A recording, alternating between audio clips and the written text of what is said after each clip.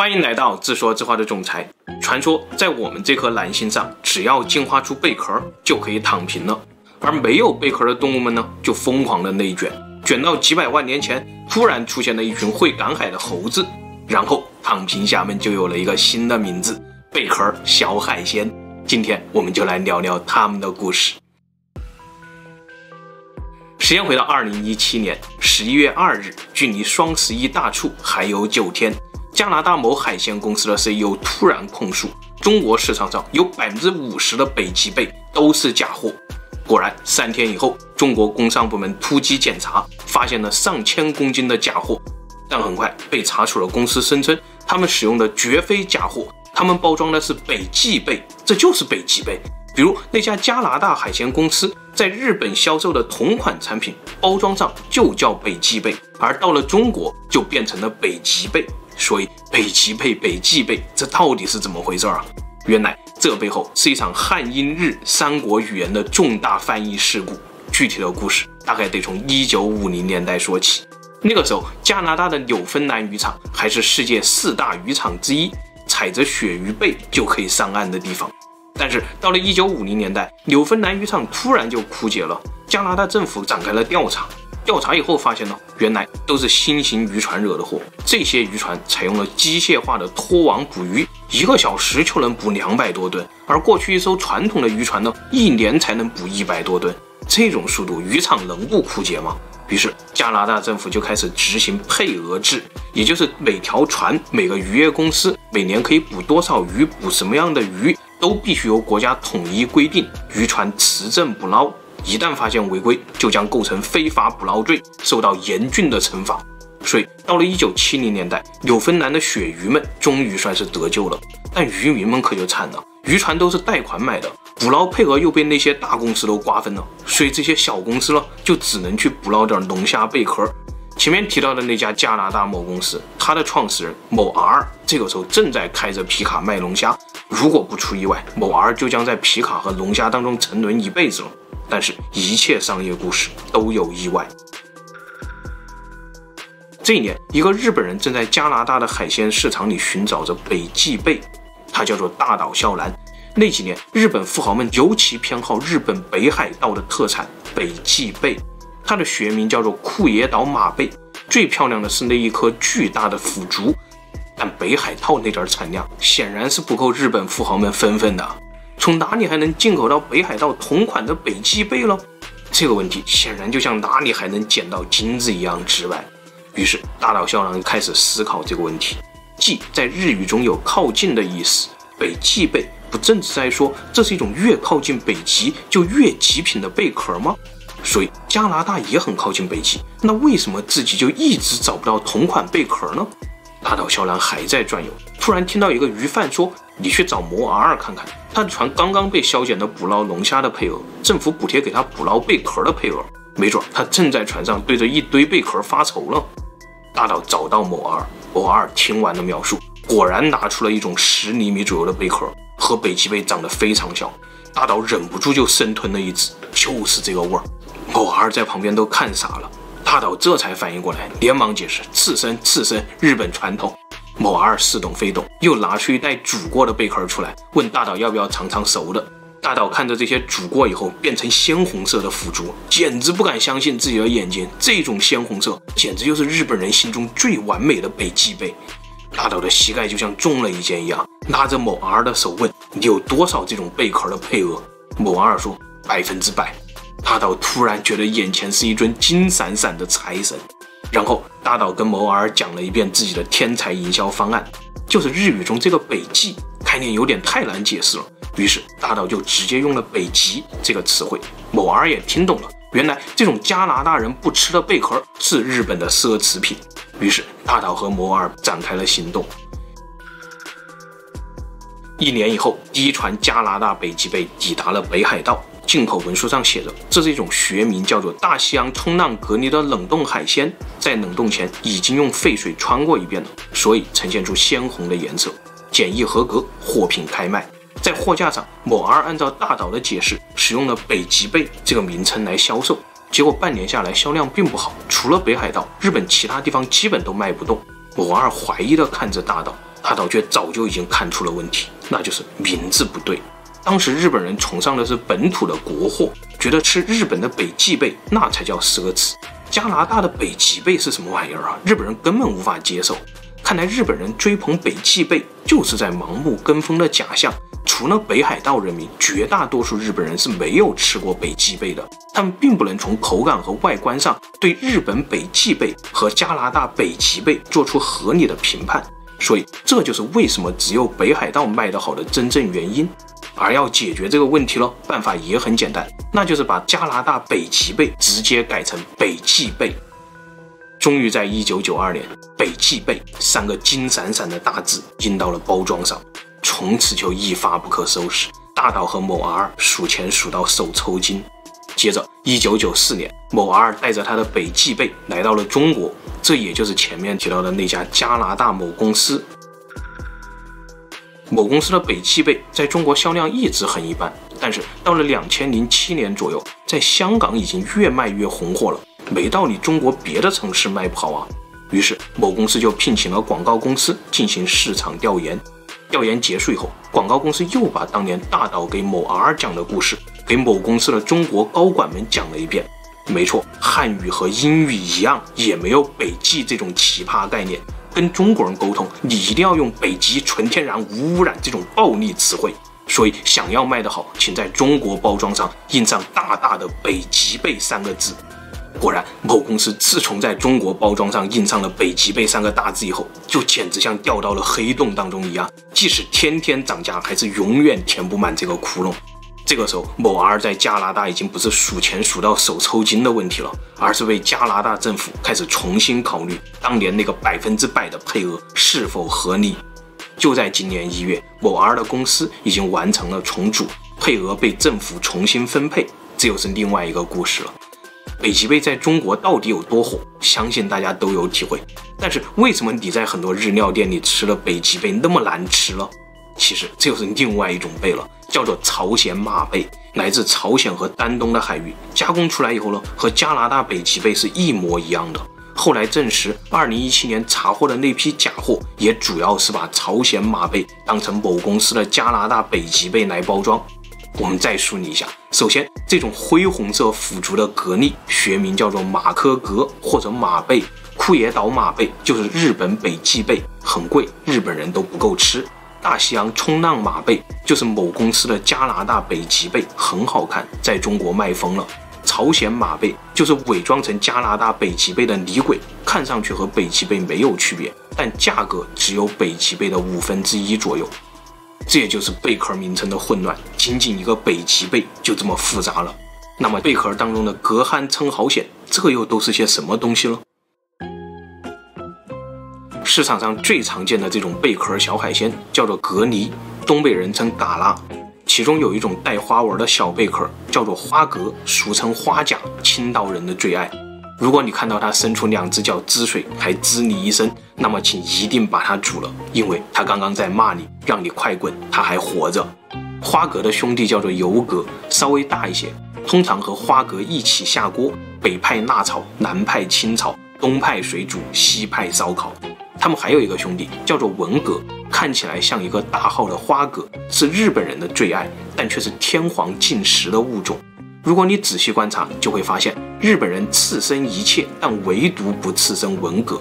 这是因为文蛤当中含有一种酶，专门分解人体内的维生素 B， 而维生素 B 的背后呢，又有一个日本人的噩梦——脚气病，害死过上百万的日本人，这又是另外一个故事了。花蛤还有一个丹东兄弟，叫做白蚬子，个头虽然小，但辣炒无敌。其实它并不是蚬，而是蛤，叫做白蛤。另外，北极贝也是蛤，蛤中的极品呢，都是会在海里跳远的。所以，当我们吃蛤的时候，主要吃的是它的腐竹。比如这种号称西施蛇的蛤蜊，它的腐竹就很性感。当然，蛤当中也有不吃腐竹的奇葩，这个我们稍后再说。我第一次看到血蚶的时候，是万万不敢下口的。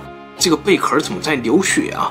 这个时候，霞浦人会过来忽悠你说，这不是血啦，实之壮阳。但事实上，这就是血，妥妥的血红蛋白。因为血蚶是极少数拥有血红蛋白的贝壳，而其他的贝壳呢都是血蓝蛋白。血蓝蛋白一般是无色的，而血红蛋白正是和人血一样的鲜红色。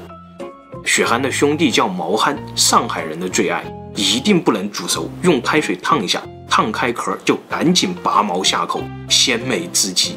但现在你几乎不可能品尝到这种鲜美了，因为1988年上海甲肝大流行，最后被证实就是生吃毛蚶造成的。所以从那以后，生烫毛蚶就已经从江浙沪所有的餐馆当中绝迹了。毛蚶的兄弟叫做大毛蚶，有手掌那么大，日料中叫做赤贝。日本人认为仙台湾秋天的赤贝是刺身当中的极品，一定要吃出哗啦啦的感觉来。但事实上，蚶中极品，我认为还是一定要去呷哺，烧一锅开水，烫一盆血蚶。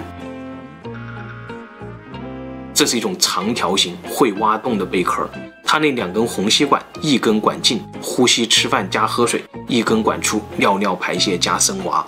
福建最地道的吃法叫做插蛏，找一个罐子，插满，撒盐，蒸熟，再来点葱花，热气腾腾。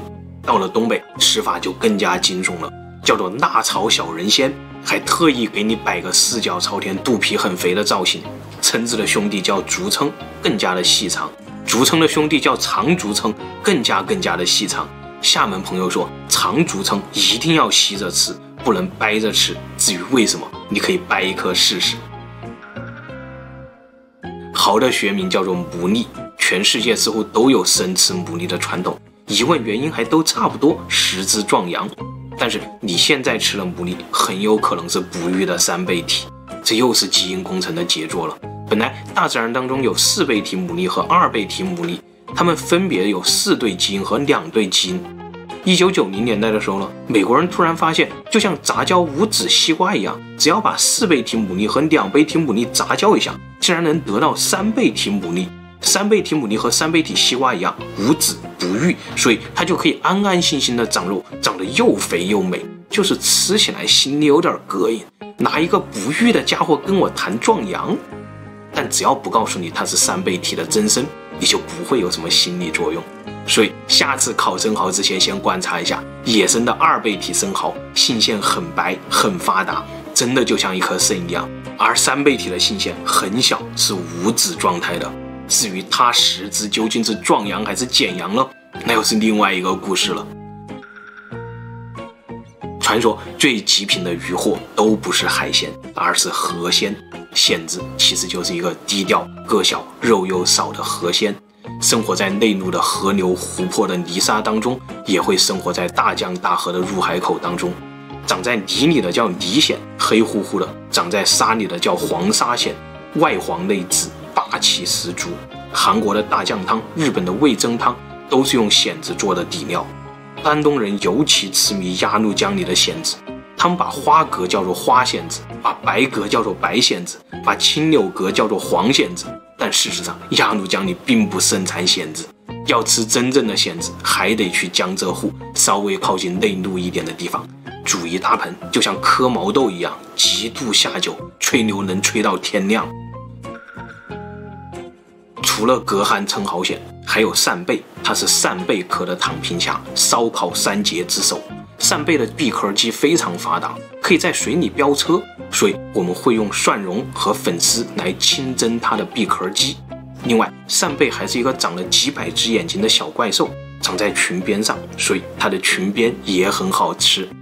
3杰之2的生蚝，这个我们前面说过了。3杰之3叫做江瑶，这是一种闭壳肌高度发达的三角形贝壳，在海里是这个样子，最大的可以长到小半米。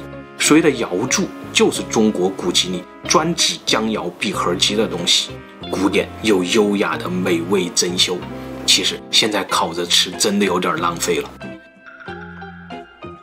和江瑶长得比较像的是另一种躺平虾，叫做贻贝，俗称青口。它的特点是有竹丝，这是它用来固定身体的结构。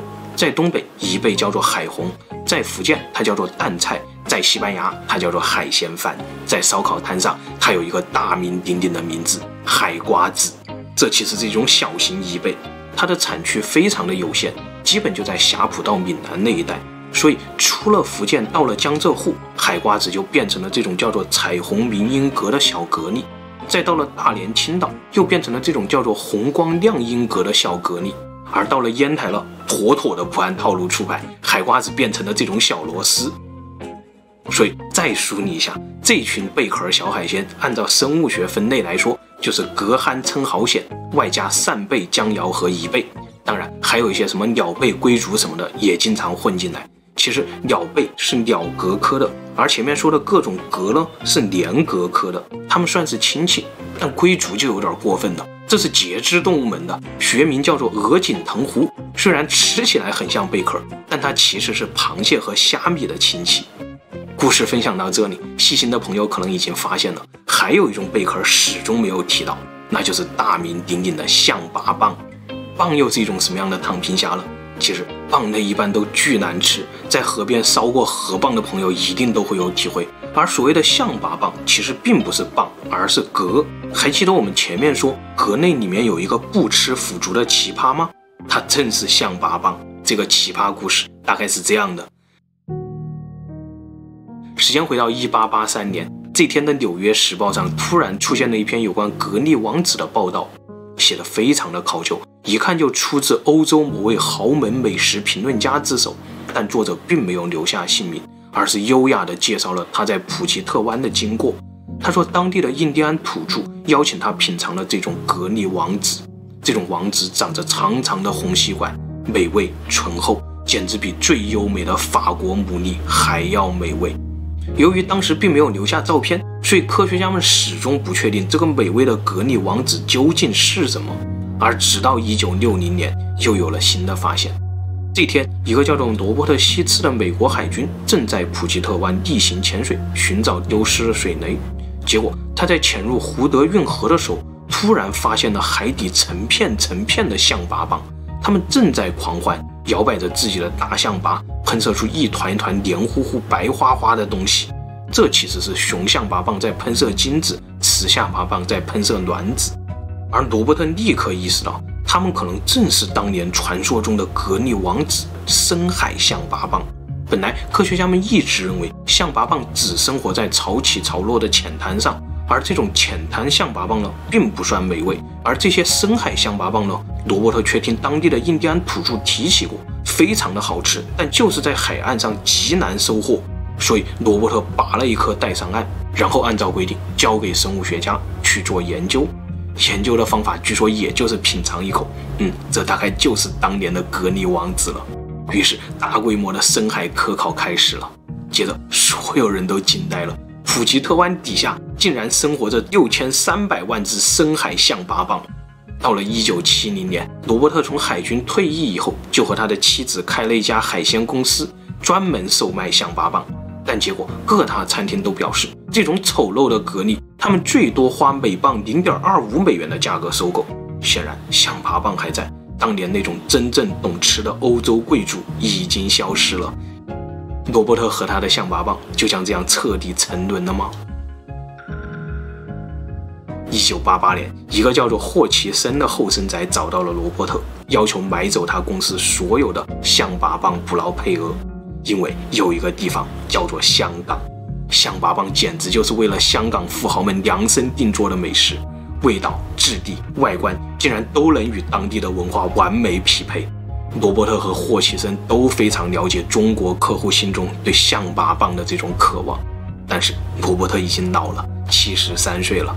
虽然他海军出身，为人正派，平时不少和霍奇森这种鱼贩出身的后生仔去竞争，但现在老海军也只能向时间低头，将自己的份额转给了霍奇森。霍奇森从此一统普吉特湾的深海象拔蚌供应，于是他带着一位叫做近藤的经销商杀到了香港。然后这又会是一个大到和某 R 一样的传奇故事吗？显然象拔蚌比北极贝更加能让东亚的富豪们热血沸腾。接着普吉特湾的象拔蚌源源不断地流入香港，同时香港的背后正有一个庞大的中国市场在经历着改革开放，追捧象拔蚌简直就成了那个时代中国富豪的标志。霍奇森彻底低估了市场的实力，自己的产量终究还是太低了。于是到了1990年，霍奇森几乎把整个华盛顿州的潜水员都雇佣了，还专门绘制了一张海底资源分布图，日夜不停地捕捞。但很快，美国政府开始察觉到不对劲儿了，怎么西雅图的中餐馆里象拔蚌煲汤都涨到$5一碗呢？普希特湾难道已经连通香港了吗？果然，在警方的调查下，一张黑幕浮出了水面。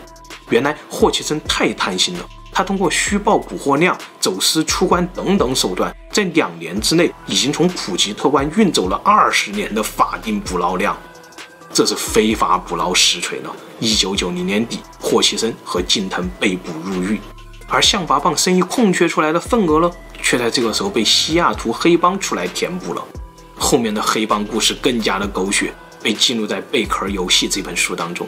总之，从1994年开始，西雅图的黑帮都改行做象拔蚌生意了，慢慢也就从良了。真是没想到，中国吃货竟然拯救了西雅图的社会治安。到现在，普吉特湾底下的象拔蚌已经是非常稀罕的美食了。听说随便一只都有100多岁的年纪，象拔蚌的年纪会像年轮一样长在壳上。目前发现最老的一只174岁，它们几乎一辈子都躲在泥沙里，靠那2根长得像象拔一样的红吸管呼吸、进食、尿尿、生娃，这绝对是躺平侠当中的极品。直到某一天，他们被人类挖开沙子，像这样捞上来，然后以形补形。好了，今天的故事就分享到这里，谢谢大家。最后，夫人说，请大家把这5个字再念一遍。